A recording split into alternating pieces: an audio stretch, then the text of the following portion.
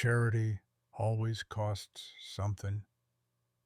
Hazel Thorne learned that before she learned long division. She was 12 the last time her mother accepted help. Church ladies brought flour after the well went dry, 5 pounds of it in a cotton sack with a blue ribbon tied at the neck like it was a gift and not a verdict. Her mother took it with both hands and said thank you 3 times, each one quieter than the last. The ladies smiled their careful smiles. Then they climbed back into their wagon and whispered all the way down the road, and their whispers carried further than charity ever did. By Sunday, the whole congregation knew. By the following Sunday, Eleanor Thorne had a seat to herself in the third pew, because the women on either side had shifted away, just enough to feel like weather changing. Her mother never stood quite as tall after that, carried herself like something inside her had been set down and couldn't be picked back up. Hazel watched it happen the way a child watches a candle burn down slowly. Then, all at once, and she swore she'd stand tall enough for both of them. Now she stood at the blackboard of a one-room schoolhouse in the cattle country of central Nebraska. February of 1890, scrubbing yesterday's arithmetic with a rag that had gone thin, as promises. The roof dripped into a tin bucket near the stove. The stove itself barely drew more smoke than heat, more stubbornness than flame. 8 children sat in their coats because Hazel couldn't warm the room past shivering. She taught them anyway. Long division, penmanship. A poem by Longfellow about the village blacksmith that the older boys pretended to hate and the younger ones whispered along with. When little Bess Adler couldn't make sense of the carrying and subtraction, Hazel knelt beside her desk and took the chalk from her hand and drew the numbers large enough to fill the whole slate, saying, "Watch now. Bess, this number's just visitin' the one next door, like a neighbor bringin' sugar." Bess laughed. The numbers clicked into place. Hazel stayed kneeling there an extra moment, not because Bess needed her to, but because the floor by the child's desk was warm from 8 small bodies, and the cold hadn't reached it yet. Now, Hazel wasn't stubborn the way some folks mean it. She was surviving the only way she'd ever been taught. By 3 o'clock, the children filed out into the gray cold, bundled and red-cheeked, calling goodbye over their shoulders. Hazel stood in the doorway and watched until the last one disappeared down the frozen wagon road. Then she closed the door and turned to face her life. The cloakroom behind the schoolhouse was 6 feet by 8. A narrow cot with a wool blanket gone bald at the edges. A shelf holding a jar of cornmeal with maybe 3 days left in it. A stub of candle and a Bible her mother had pressed into her hands the day she left Missouri. The cornmeal jar was the only thing getting lighter. Her stomach turned over quiet-like, the way it did now, more habit than complaint. She hadn't eaten a proper meal in weeks. The cornmeal went further as porridge, and porridge went further if you only ate once a day. She sat on the cot and looked at her hands. dry, cracked across the knuckles, red from cold water and lye soap and Holden chalk in a room that never got warm. Hands that had carried her this far. They'd carry her further yet. Outside, the thin line of smoke from her stove rose barely visible against the slate sky. Across the valley, someone was watching. Griffin Hale stood on his porch with a cup of coffee steaming between his hands, and watched that pitiful thread of smoke rise from the schoolhouse chimney like a prayer too tired to climb. He knew what thin smoke meant. Not enough wood, not enough draw. A stove choking on its own failure.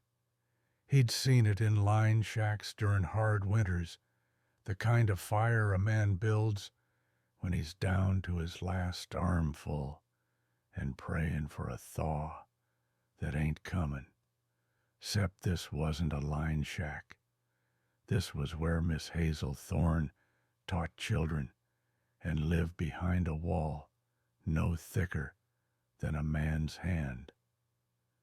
Griffin's ranch sat on 4,000 acres of good grass.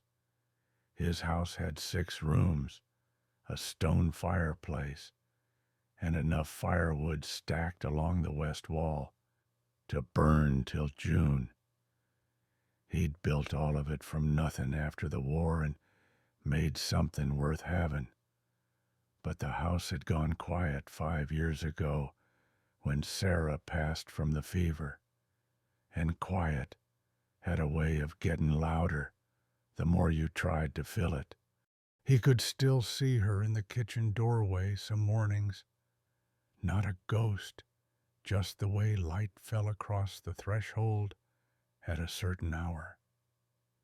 Catching the empty space where she used to stand with her hair pinned up loose and flour on her apron, humming something low that he'd never thought to ask the name of.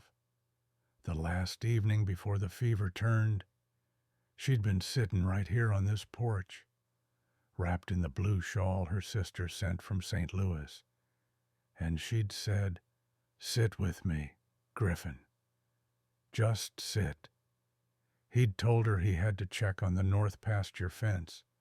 She'd smiled the way she did when she forgave him for something he didn't know he'd done. He never did fix that fence, and she never asked him to sit with her again. He set down his coffee and walked to the bunkhouse. "Decker."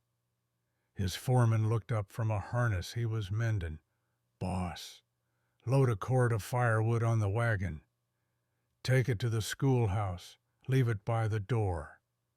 Don't make a fuss." Decker studied him a moment, but knew better than to ask questions that didn't concern horses or cattle.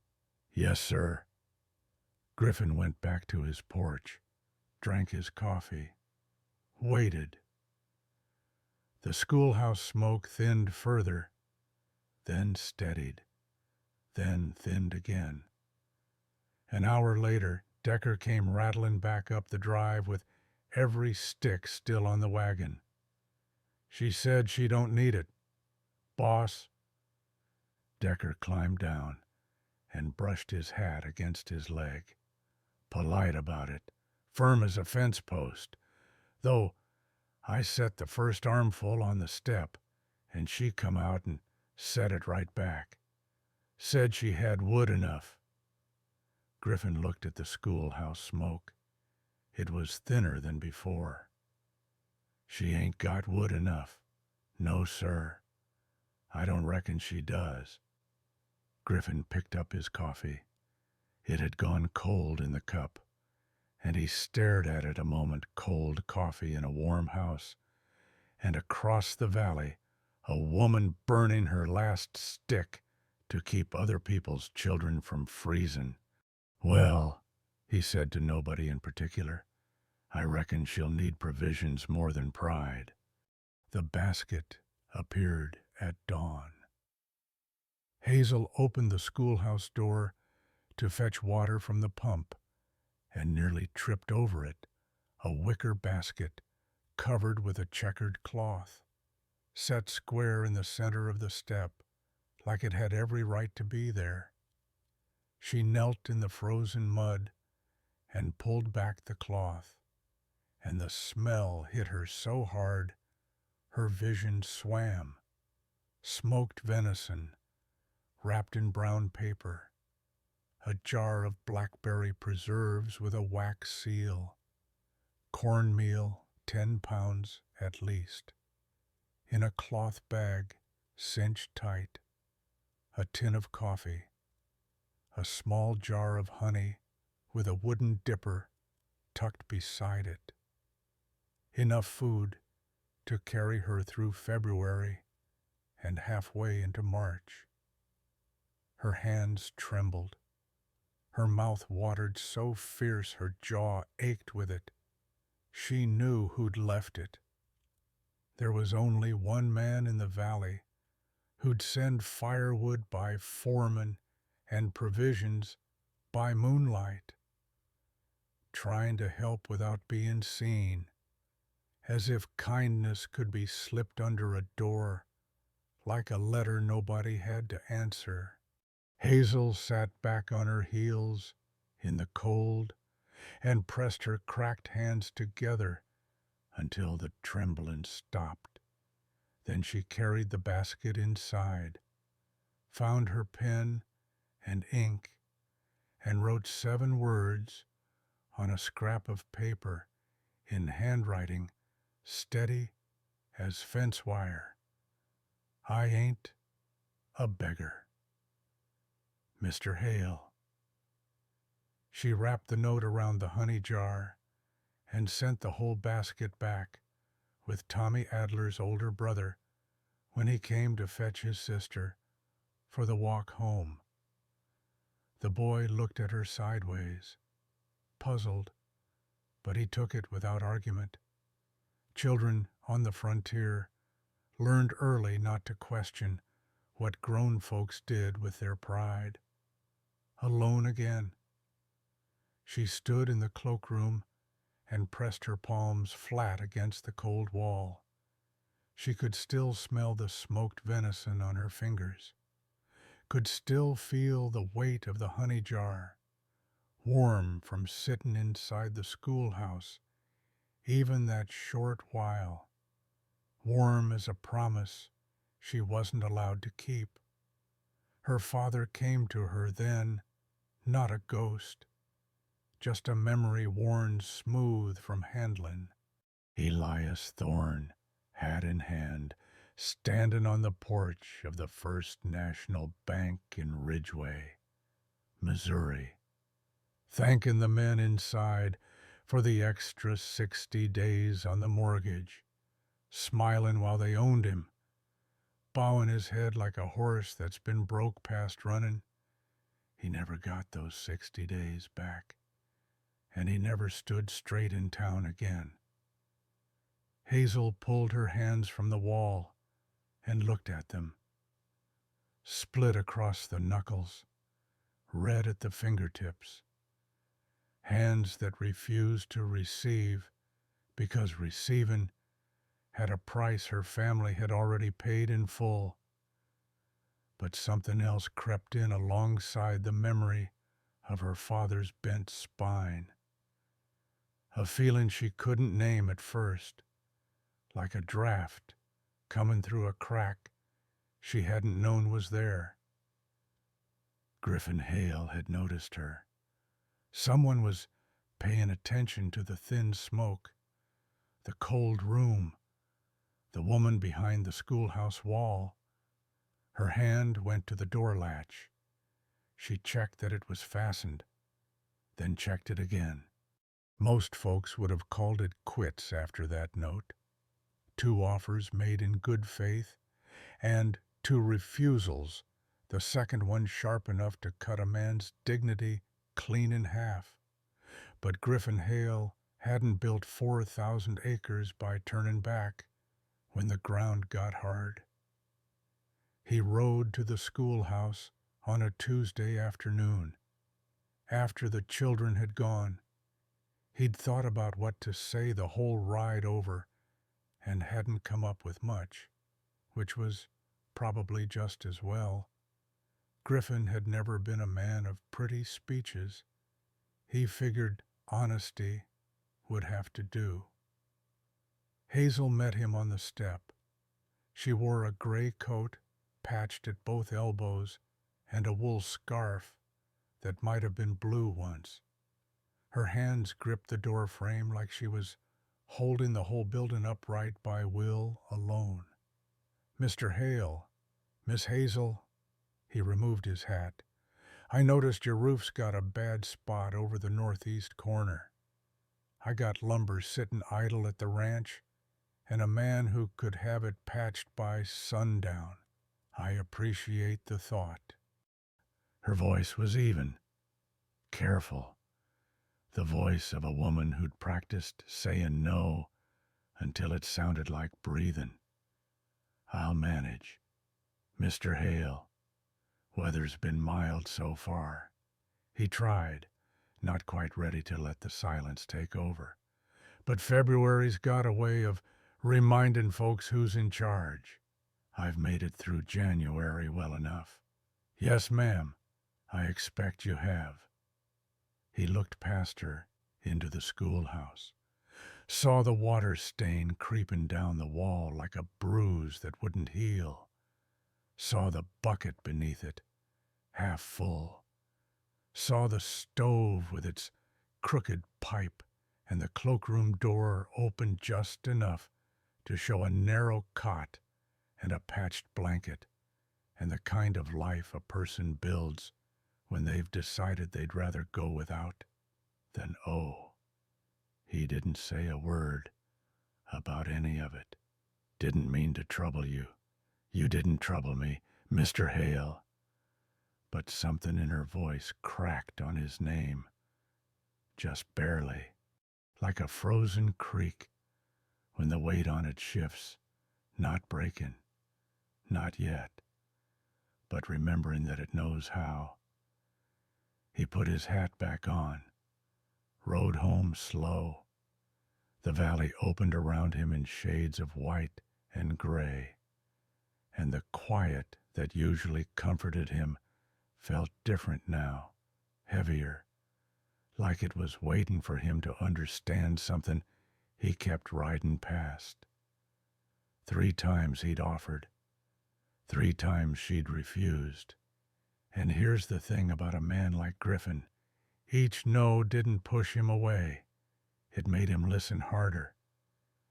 At the ranch, he unsaddled the bay and walked into his kitchen. The stove was warm. The house was still. And there on the table sat 2 coffee cups, his and the one he'd set out that morning, without thinking. The way he'd been setting out 2 cups for 5 years because his hands remembered what his heart wouldn't let go of. He picked up the empty cup, held it. The porcelain was cold. He'd spent 5 years trying to fill the silence with useful things.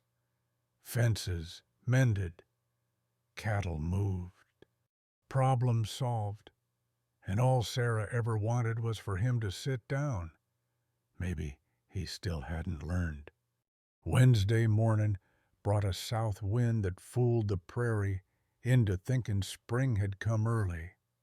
Snow melt ran in thin streams across the schoolyard, and by noon the ground around the schoolhouse had turned to a reddish-brown mud that sucked at boots like the earth itself was hungry. Hazel taught through it.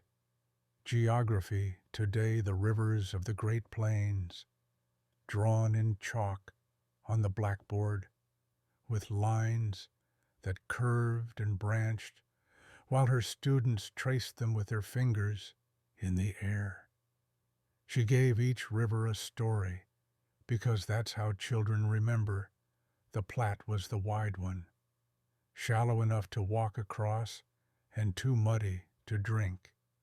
The Niobrara was the shy one, hiding in its canyon where the cedars grew. Little Bess Adler raised her hand. "Miss Hazel, how come your hands are always so red?" 8 faces turned to look. Hazel tucked her hands behind her back, then brought them forward again, because hiding felt too much like the thing she was trying not to do. "Hard work, Bess. Same as your mama's hands come wash day." She held them up and smiled. The women who settled this land had hands that told their whole story. You should be proud of every callus you ever earn. The children nodded, satisfied. Tommy Adler tried to share his biscuit at lunch. Hazel guided it back to him, gentle-like, closing his fingers around it with her own cracked ones. "You eat that, Tommy. Growing boys need their fuel more than teachers do." Now, there's a particular kind of courage in giving when you've got nothing left to give. And there's a particular kind of blindness in not seeing that the giving itself is what's hollowing you out. After school, she watched the children go, then turned to face the mud. It had crept under the door in a slow brown tide, pooling against the threshold. The early thaw was a liar, and she knew it warm today, frozen tomorrow, and the damage done in between. Already the foundation logs along the east wall were sitting in 2 inches of standing water that would freeze come nightfall and pry the boards apart like fingers. She stood in the doorway a long while, looking at that water. Then she went to the supply closet and pulled out the roll of tar paper she'd been saving and a hammer with a loose head she'd been meaning to fix. She tightened the head with a strip of rawhide. She buttoned her coat to the neck. She set the tar paper under her arm, put the hammer in her belt, and climbed the roof. The wind had shifted north again, cold and biting, pushing against her coat, like hands trying to shove her back down. She found the bad spot shingles curled back like dead leaves, a gap wide enough to slip 3 fingers through, and knelt to patch it. The wind caught the tar paper and yanked it from her grip. She lunged. Her boot slipped on the wet shingles. For one terrible, tilting instant, there was nothing beneath her but frozen mud and the sharp corner of the water trough 8 feet below. She caught the ridge beam, barely. Her palms scraped raw across the rough cedar, and when she finally pulled herself back to solid purchase, her hands were bleeding through the bandages she'd already wrapped them in that morning. She sat on the roof peak with the wind screaming around her, and the tar paper gone, and her hands throbbing, and her stomach so empty it had stopped complaining days ago. She didn't cry. Crying took energy she couldn't spare. That night, in the cloakroom, she wrapped her hands again with strips torn from her last good petticoat. The drip from the ceiling hit the bucket in a rhythm, like a slow heartbeat, counting down to something she couldn't name. "I can manage," she whispered to the dark. For the first time in her life, it sounded like a question. Griffin heard the talk at Creighton's General Store on Thursday morning. He'd come for fencing wire and nothing else. But what he got was an education in how fast a small valley could turn two people's business into everybody's supper conversation. 3 times now, Ida Creighton said from behind the counter, not even pretending to sort the button jar she'd been holding for the past 10 minutes. The store smelled of molasses and leather and the particular warmth of a building that had been heated properly all winter. Firewood, provisions, and his own self standing on her porch with his hat off. "She won't take none of it," the postmistress, May Dunlop, shook her head over the letter bin. "She'll starve before she bends." That one. Griffin set the fencing wire on the counter. His hands tightened around the coil cold metal, hard and useful. Another thing designed to fix and hold and mend. He stared at it. $1.20, Ida said, watching him the way the whole valley had been watching him for weeks. He paid. He left. He loaded the wire in the wagon and sat there in the cold for a long while, not moving, with his hands still feeling the shape of the wire, and May Dunlop's words sitting in his chest like a stone he couldn't swallow. "She'll starve before she bends." The word that stayed wasn't starve, it was bends. As if accepting help was a kind of breaking, as if kindness was a force applied against the spine of a person who'd spent her whole life proving she could stand alone. He looked at the coil of wire beside him on the seat. Wire, wood, food, lumber, things. He'd been sending things to that schoolhouse the way he'd spent 5 years, filling his house with useful labor, stacking firewood against silence, mending fences against emptiness, solving every problem he could name so he wouldn't have to sit still with the one he couldn't. He looked at the wagon seat beside him. Empty, the way the second coffee cup was empty, the way the porch chair angled toward nothing, the way every useful thing he'd ever done since Sarah died was just another way of not sitting down. Hazel Thorne wasn't a broken fence. She was standing in a leaking schoolhouse with cracked hands and an empty cupboard, and she was standing. That was the whole of it. She didn't need a man to bring her things. She needed someone to see that the standing itself was remarkable. Sarah's voice came to him across 5 years of quiet, clear as spring water. "Sit with me, Griffin. Just sit."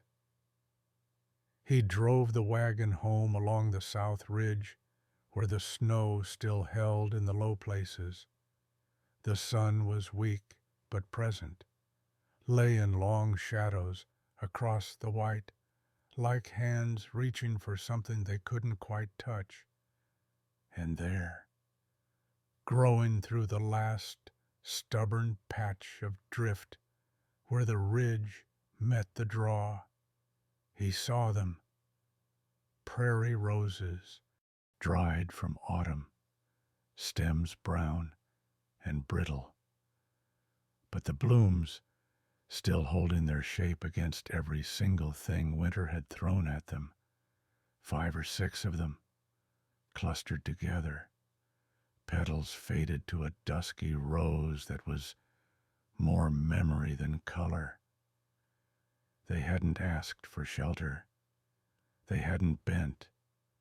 They'd simply endured, and in enduring, kept something beautiful that had no practical use at all. Griffin pulled up the horse and sat looking at those roses for a long time.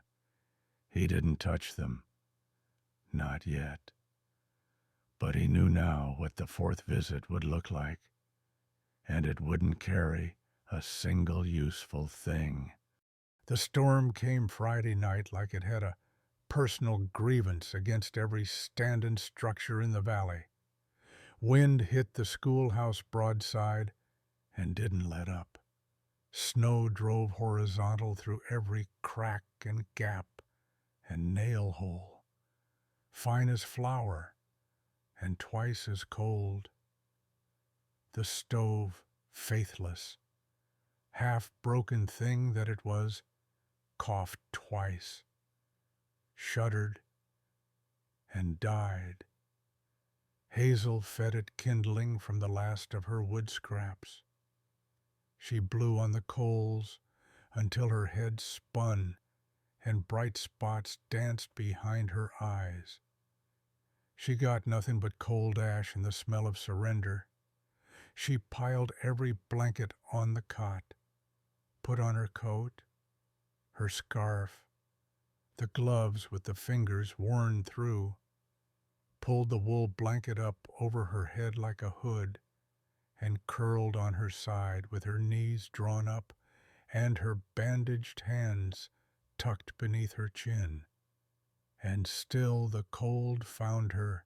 It came through the walls and through the floor and through the wool and cotton and every stubborn thing inside her that had been holding it at bay these weeks. It settled into her bones the way grief settles not all at once, but so steady you don't notice until it's part of you, in the dark, with the wind screaming and the schoolhouse groaning around her like a ship breaking apart in slow motion. Hazel let herself think about Griffin Hale. 3 visits. She replayed them the way she'd replay a lesson she was preparing for the children, careful, methodical, looking for the structure underneath, the pattern, the thing being taught. First firewood, sent with the foreman. He'd tried to help without being present. Second, provisions, left before dawn. He'd tried to help without being known. Third, the roof, offered face to face. He'd come himself, finally, but still brought a thing, lumber, a repair, a solution wrapped in cedar planks. And there it was, the pattern she hadn't seen until the cold stripped everything else away. Each time he'd brought less. Each time he'd come closer, as if he was peeling back layers of his own generosity the way you peel bark from a log, looking for the heartwood underneath. And the heartwood was just him, a man on her step, with his hat in his hands and nothing to offer but the fact that he'd come. She thought about his face when she'd said, "I'll manage," not anger, not the wounded pride she'd expected from a rich man told no 3 times running. Something else entirely. Something that looked like a man seeing a woman clearly for the first time and choosing to respect what he saw, even when what he saw was a locked door. No one had ever done that. Not her father's creditors, who smiled while they took. not the church ladies who gave while they whispered. Not a single soul in Hazel Thorne's life had ever looked at her refusal and answered without a word. "I see you. I'll wait." The storm blew itself out sometime in the small hours before dawn.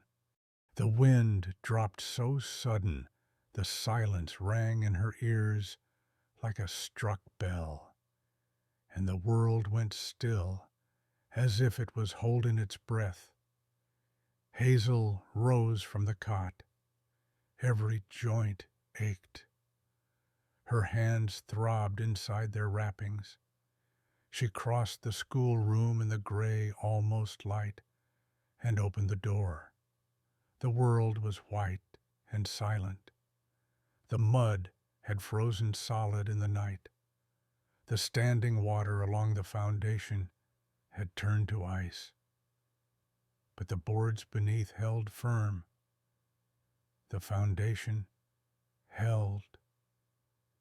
Hazel looked down at her hands, cracked, wrapped in torn cotton. Hands that had held everything together these long weeks by the simple method of never, ever letting go. She turned them over, opened them, palms up in the cold morning air like someone testing for rain. She didn't know yet what was coming on Valentine's morning, but something in her had already started to thaw. Griffin woke before dawn on the 14th of February and lay still in the dark, listening to the silence that follows a storm, the way silence follows a confession, clean and a little frightening and full of whatever comes next. He rose, dressed, built up the fire in the kitchen stove and set the coffee to boil.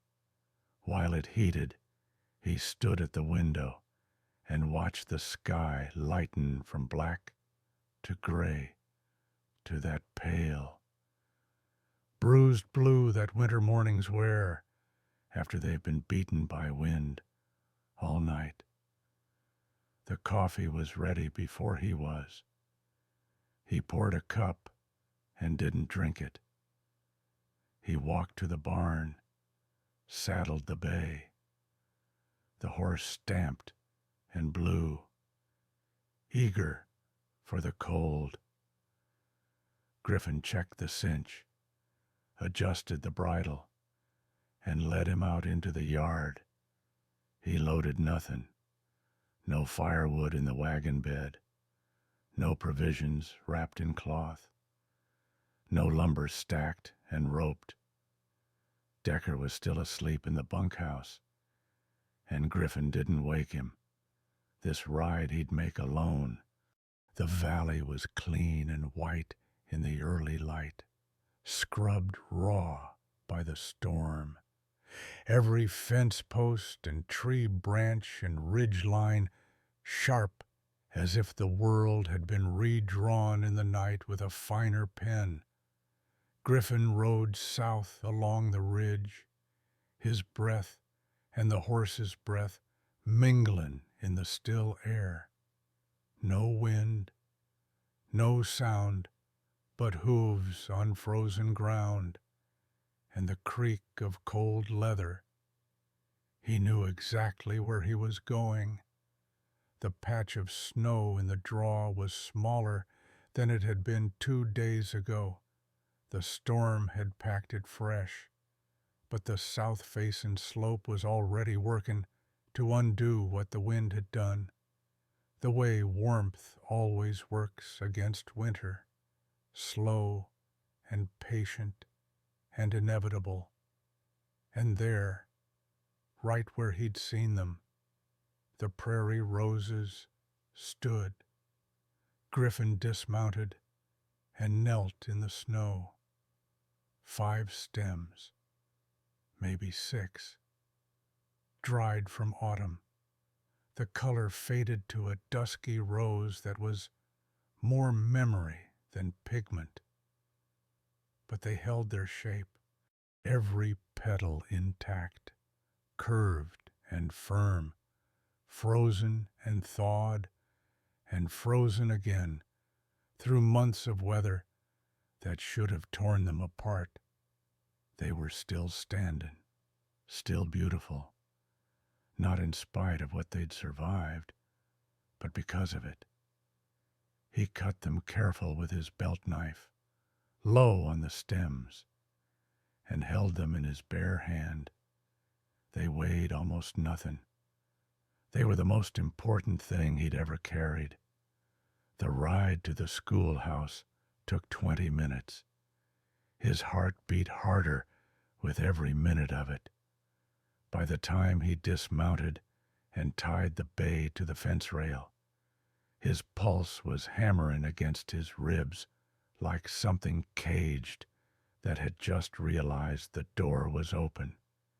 He crossed the yard, stepped onto the porch, set the dried prairie roses on the windowsill, gentle as if he was setting down a child.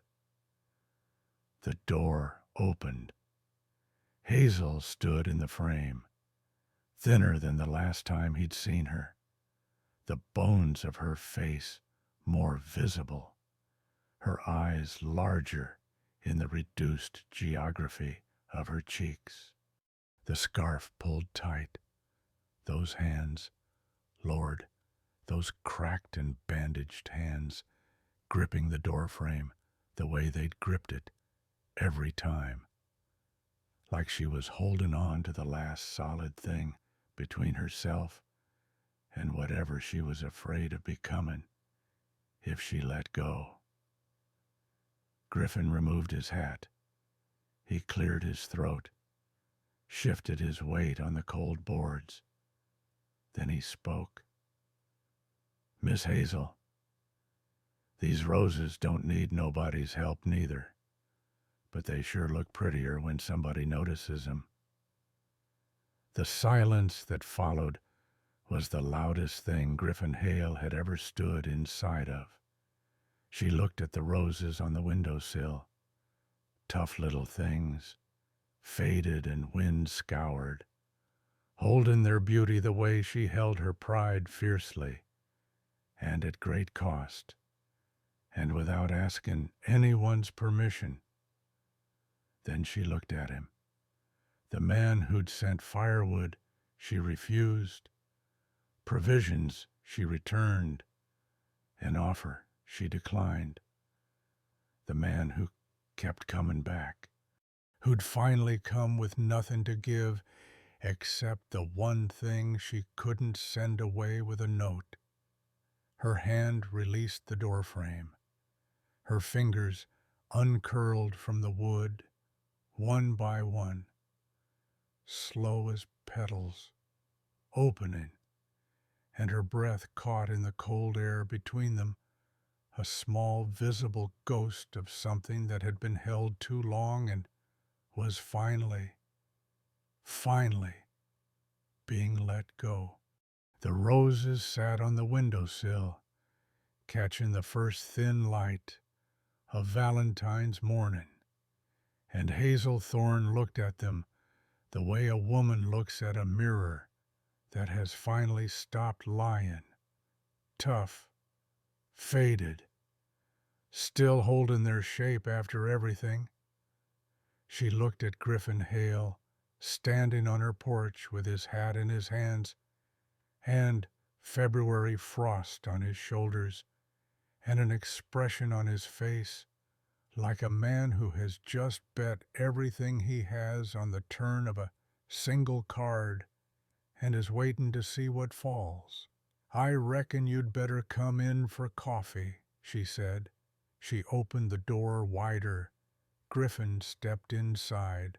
The cloakroom was small enough that he could have touched both walls without straightening his arms. He saw the narrow cot with its bald blanket, the shelf with the near-empty cornmeal jar, and the candle stub melted to a puddle of tallow, the drip bucket beneath the leak, half full of brown water, the patched walls, the cold. He saw all of it, and he said nothing, not one word, and Hazel understood in that silence something that no amount of firewood or provisions or roof lumber could have told her, that this man had come not to fix her life, but to sit inside it, just as it was, without flinching.